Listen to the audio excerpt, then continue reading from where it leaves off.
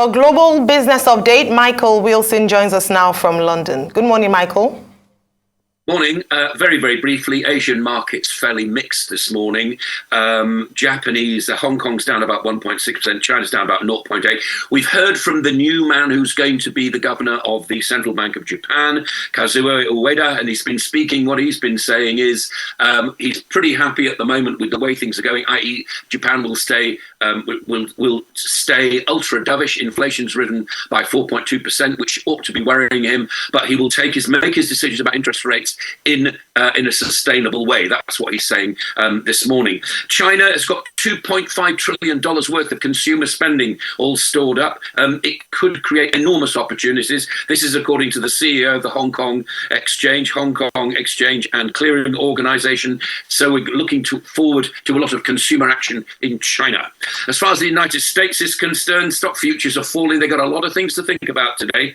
They're going to have, first of all, Boeing's down very, very slightly. Delivery of the Dreamliner interrupted because of fuselage problems, but personal income, consumption and new home sales will have everybody looking at those to find out what's actually happening to inflation in the United States. Janet Yellen, the US Treasury Secretary, has been saying she will have trade talks with China at a suitable time and an appropriate time. She's put it, they'll talk about food security, debt and climate change along subjects. This is ahead of the G20 in India right now this weekend. And I think it's time for night. I know you've got your eyes on other things at the moment, the elections, but don't forget Ngozi Okonjo-Iweala. She's not a favourite to be nominated for the new head of the World Bank, which I personally think is a shame. I have interviewed her. I think she's very impressive. At the moment, the United States, in whose gift it is nominating somebody called AJ Banga, who is a former Mastercard chief. But anyway, I would, if you do know anybody, start lobbying for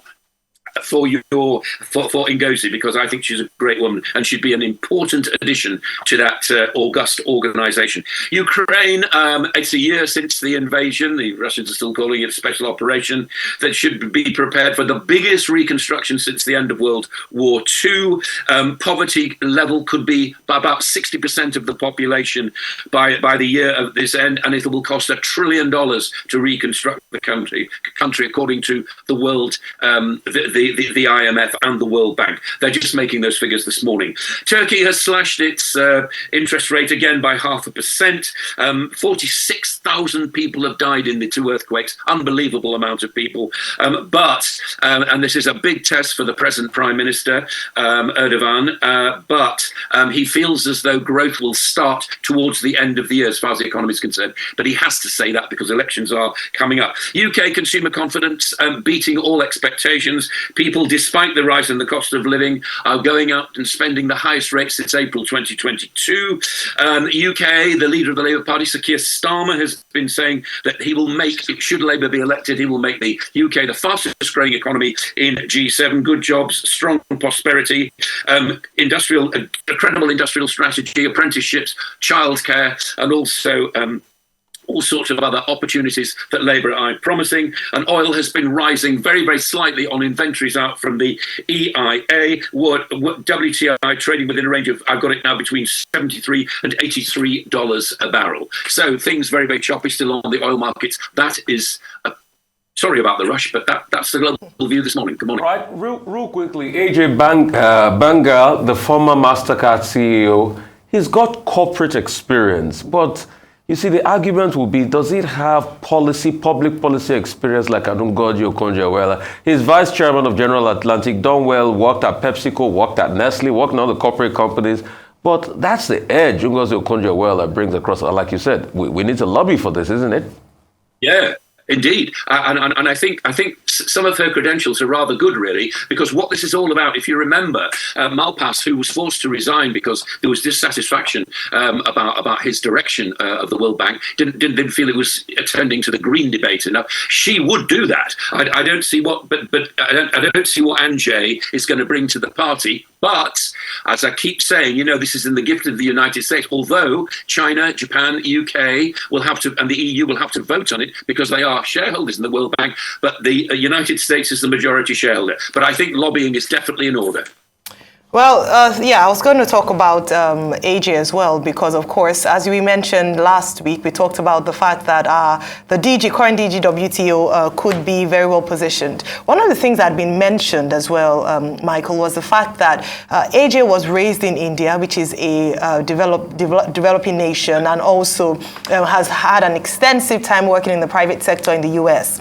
The same kind of background that Ngozi Okonjo-Iweala has, because I'd also mentioned the fact that development agencies had perhaps lobbied for the fact that someone with a development background, or perhaps even from a developing nation, should be at the helms of affairs of the World Bank. So it's quite, surprising that they haven't considered her quite highly for this role.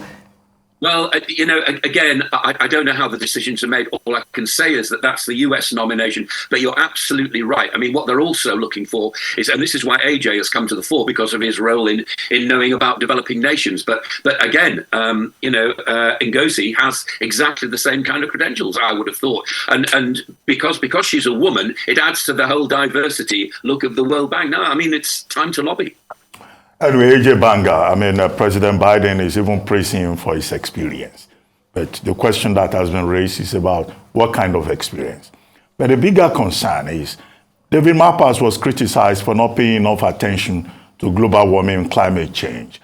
But developing countries are more interested in poverty alleviation, support for their development programs. Under AJ Banga, if he gets the endorsement of the other major shareholders, are we going to see a shift from addressing global poverty to climate change? That's the question. Secondly, IMF has now published policy priorities for cryptocurrency. And the number one recommendation of IMF is that no country should use cryptocurrency or Bitcoin as legal tender, apart from all the other recommendations about putting framework in place. Now, what does that say about El Salvador and Central African Republic, two countries that previously adopted Bitcoin as legal tender? Yeah, I think I'd have a great deal of caution worrying about what the IMF says about anything, quite honestly. And certainly, I don't necessarily feel that their encouragement or indeed caution about Bitcoin is to be taken too seriously. I think what will happen, and again, El Salvador and Central African Republic can go their own ways as far as that's concerned. Has it bridged the gap between rich and poor? No, it has not. And is that not what these nations ought to be doing? I would leave, quite honestly, the discussions away from the IMF and more towards central banks about them developing their own cryptocurrencies. I still feel that Bitcoin is a bit of a bet. As far as the World Bank is concerned, you're absolutely right. Yes, of course, developing nations are saying, well, we'd rather like to develop. Thank you very much indeed. We'll worry about the green credentials later on. I mean, that's something that has to happen. And if AJ is the kind of person who's going to crystallize that debate and make that work, then I think he is the man for the job. Again, I would say that Ngozi ought to be doing exactly the same kind of thing, because she must have experience of developing nations as well as her normal green credentials. So again, it's down to a difficult job of selection. But all I'm reporting is the US nomination so far. The votes close, I think, March 29. So there's plenty of time. All right, thank you so much, Michael. She's got experience of living in a developing nation, and she's also worked in many development agencies. Let's put that, Gavi and the likes, and the World Bank itself. Moving on to African business stories. As Nigerians prepare to vote in the general elections on Saturday, violence remains a concern. So could technology provide a solution in future elections by allowing citizens to vote via mobile phones? A Rise business correspondent wrote to the spoke to public and private sectors owners and stakeholders for answers. A newspaper article in Nigeria says it all. Preparing for elections ought not to be risky business. A tweet from human rights lawyer Inibehe Effiong said, corrupt politicians are now relying on violence and vote buying to subvert the electoral process. These aren't made-up allegations. They are real. Labour Party supporters, for instance, were attacked in Lagos ahead of a rally held by the presidential candidate Peter Obi. He took to Twitter to condemn the incident and call for peace and the rule of law. Speaking of peace, a peace accord was signed by candidates running for office in Abuja, with President Buhari calling for peaceful, violence-free elections. Since my assumption of office, we have worked so hard to ensure that we pass on a legacy of free, fair, credible, safe, and peaceful elections. According to data from INEC reported by the Punch newspaper, about 1,149 people, including independent National Electoral Commission officials, youth corps members, and security officials, have been killed since the 2011 elections to date. INEC says it lost about 9,836 card readers, 345 ballot boxes, and 135 voting cubicles since the 2019 elections. INEC says the estimated loss is about 845 million naira, just counting those incidents. But what if there was a way to avoid election violence altogether? What if citizens could vote using their mobile phones from the comfort of their own homes? Avoiding polling units might even save INEC some money. But there's some challenges to that, one of which is Nigeria's constitution. So the first issue is that the constitution, which is the ground norm of the country, makes it mandatory that only citizens of Nigeria who have attained the age of 18 residing in Nigeria at the time of registration of voters are entitled to vote. That's the one. This has also been reinforced by Section 10 of the Electoral Act 2022. Not only that, if you also look at Section 55 and Section 56 of the Electoral Act 2022, it makes it very clear that no voter shall record his or her vote otherwise than by personally attending at the polling unit. So you must attend the polling unit personally on election day, otherwise you will not be allowed to vote. So for us to begin to vote through the internet or using telephones or other electronic means, it presupposes that we have to amend the constitutional and legal framework to accommodate that. And so my own suggestion, my own proposition is that, one, let us go gradually.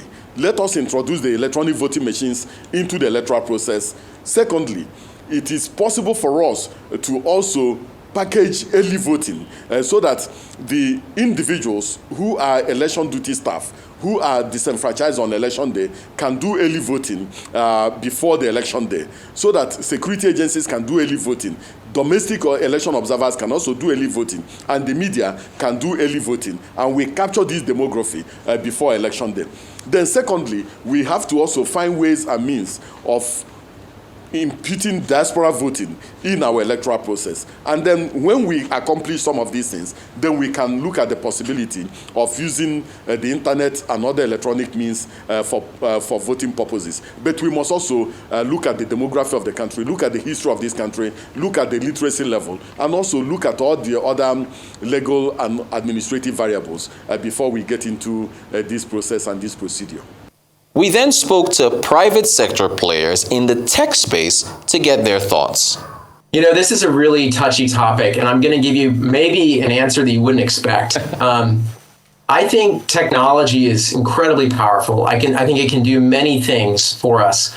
I think when it comes to democratic elections, especially things that happen in a very finite period of time and that involve an entire country, I think it's premature to try to move everything into the digital age. And I think one of the benefits of the legacy way of doing things is having paper receipts for the purposes of auditing. So if there is a dispute, for example, in an election, you can go back and audit.